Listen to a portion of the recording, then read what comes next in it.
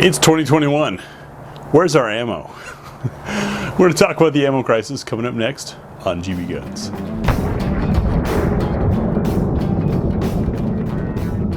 So I was able to get ammo a few months back. Still haven't shot it yet because I've been afraid to. 7.62 by 4.5. Super uncommon round, produced in one country in the 60s for 3 years for one rifle platform. Sorry folks, we're out in the country and folks like to drag race out here. Anyways, 3 years of production, over 60 years ago.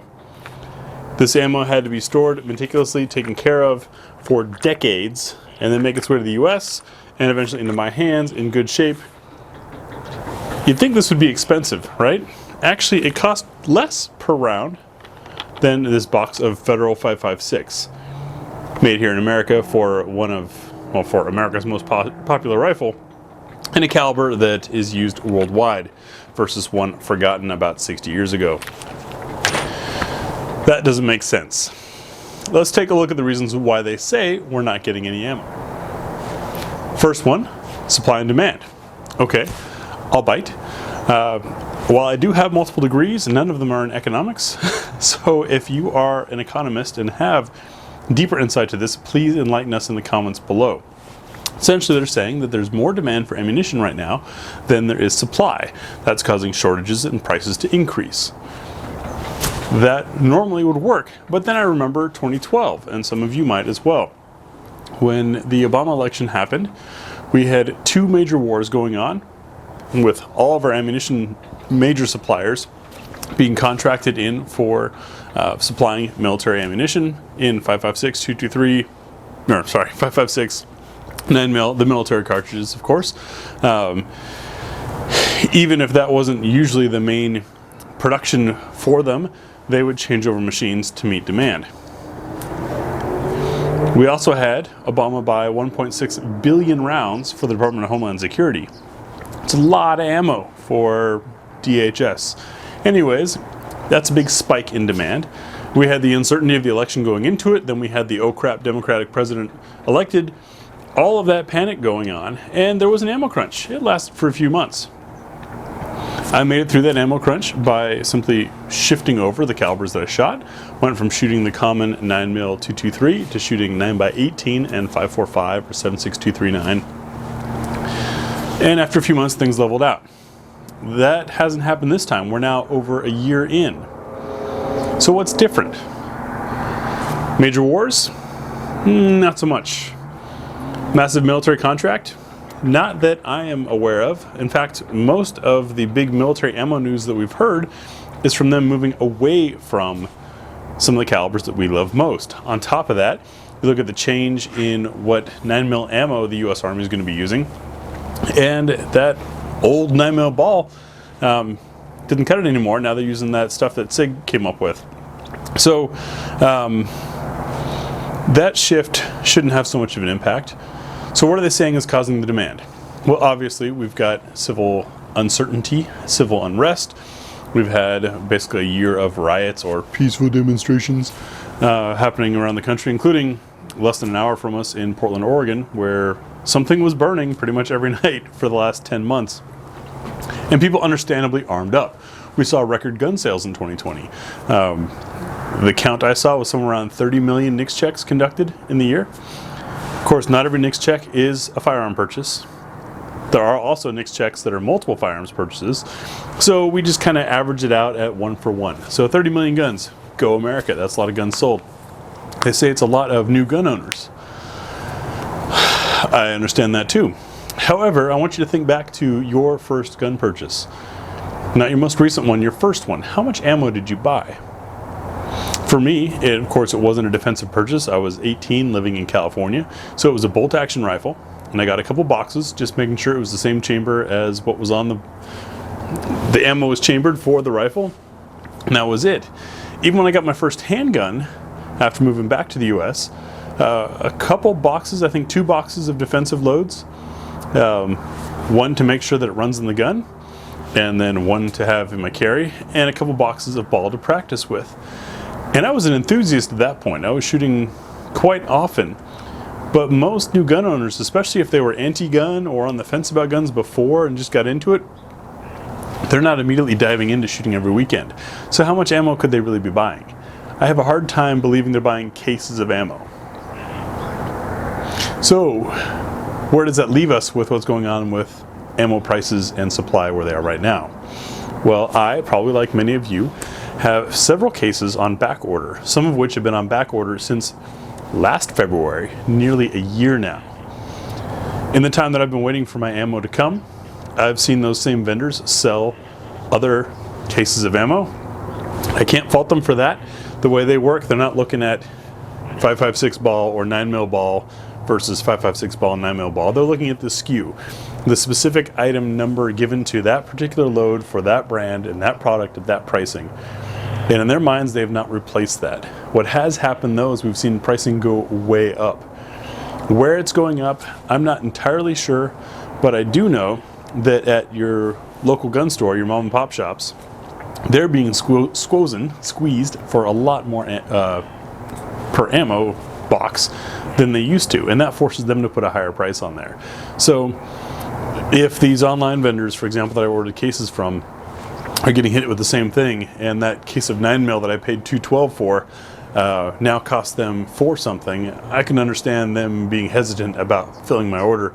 They should, and just eat the loss, but they just put a different SKU on it and then resell it for $500 or $600 to one of you, meanwhile waiting for those ammo prices to come down. So somewhere there's a squeeze, and I believe that there's fear buying going on.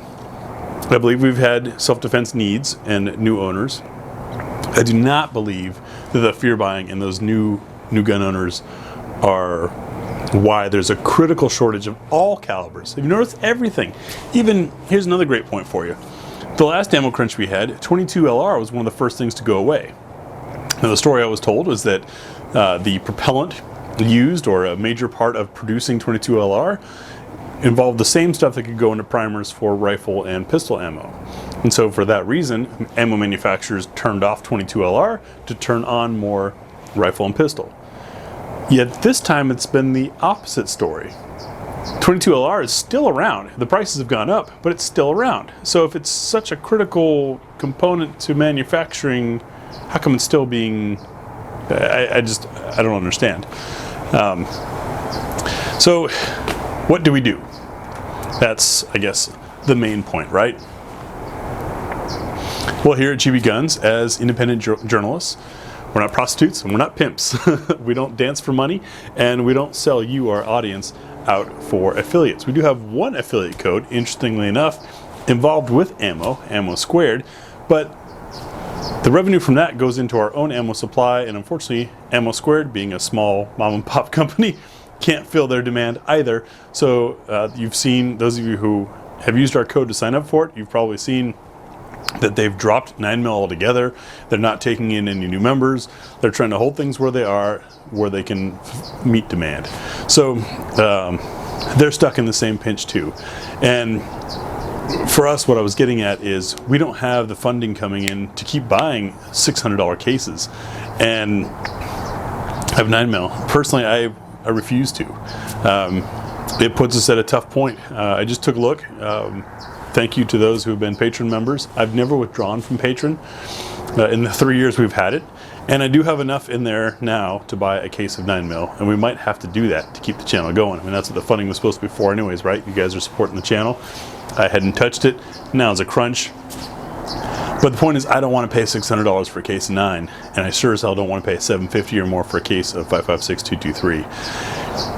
The only thing that I think we, the consumers, can do is play their game. Not as in pay it, as in if it's truly supply and demand, let's cut off the demand. I'm simply not buying. I can't afford to. It's going to put damage on this channel for sure, because we can't afford to do the videos that we had been doing. We don't have any of these big ammo manufacturers dumping rounds on our doorsteps. So it's going to slow things down here. It's definitely going to slow down our shooting. I'm not encouraging you to stop shooting. I'm not encouraging you to stop training or stop buying ammo altogether. Obviously, get your defensive loads for what you need and remain proficient for the reasons that you carry and own a firearm. However, I think we just got to slow down. I really don't get this. You'd think that if there was some industry conspiracy going on, that things would have leveled out, because by now the gun makers have got to be leaning on the ammo makers. Right? Nobody's going to buy guns if they can't get ammo. That's what I thought. Of course, ammo disappeared when in March. Guns are still around. they've dried up quite a bit, but they're still out there. So somewhere this supply-demand thing's going to inverse naturally. We're just going to do what we can as one entity to help slow that down by just reducing the demand. We're not going to buy. Not that we were buying a ton, but I refuse to buy it. Now, this is a painful thought, especially when you think about small businesses that were probably strong-armed into buying $400 or $500 cases of 9mm. They're going to sit on it for a while, but as one of you commented on that post, that letter I shared from Vista, you see all these ads about buy now, this will go quick, $600 case of 9mm, and then a week or two later it's buy now, this will go quick, same $600 case of 9mm. So maybe the end is near, and we can mellow out a little bit. That said, with Biden and Harris coming to office, it's a scary time to be a gun owner, so I get it. I just think if this truly is a supply-demand thing, somehow it's gone way out of control. And most of the people that I know anyways, who are your hoarder types, the prepper types that want to load up, had already done so, or at least claimed they already had. So let's hope they're not doing it again and then going to twist people's arms on Gunbroker later on, trying to sell third party at some sort of profit or something. But it's a scary time. You'll probably see us shift a little more to the less conventional calibers, but that said, it's hard to say, because although this 60-year-old ammo was still available at less cost per round than this stuff, only so much of this was made, and there's only so many stories you can do with the same guns. So we'll see. I'm curious to hear what your thoughts are. If you haven't already posted them, please post them below. Let us know, one, do you really buy that there's this high of a demand, and that our supply system that kept up with Iraq and Afghanistan and 1.6 billion rounds for DHS can't keep up with a couple million new gun owners buying their first couple boxes of ammo? It just, I know that's not the only factor, but I find it kind of hard to follow. So let us know your thoughts. Let us know what you're doing or what your plans are. I know a lot of you are going to say reloading. For those who can, that's awesome. Good on you. We can't, because, well, 99% of the time if we're at the range, it's to test something. We're out there to test and record results with something, either for here on YouTube or more often than not for an article or something somewhere a little more professional. And when that's done, we got to use repeatable, we got to produce a repeatable experiment for it to be valid. If I go out and shoot something spectacular with my secret hand load, that could make the gun look artificially better than what you at home might experience with a box of Winchester White Box that you picked up. Now, it's kind of an extreme, but you get my point. On the flip side, and we've already seen it here on YouTube, guys running reloads through guns of unknown or soft low pressures, making guns malfunction that work just fine otherwise with properly intended factory new ammunition. So for that reason, to be fair to you and to be proper journalists, we stick with factory new anytime we're going to show any results. We could reload for our personal use, but we've been so busy doing all of the journalist stuff, personal shooting's pretty limited. Heck, even when we went to front sight just to sharpen skills and get fresh on that, we still made videos on it. So it's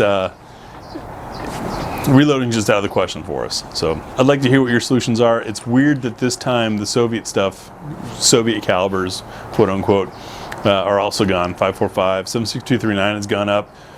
AKs have become a little more popular. I can see that maybe. 9x18 gone. 7.6225 Tokarev gone. So it's interesting. It's also putting us channel as someone who's expected to be shooting frequently and showing you guys in quite a pinch. Thanks for watching.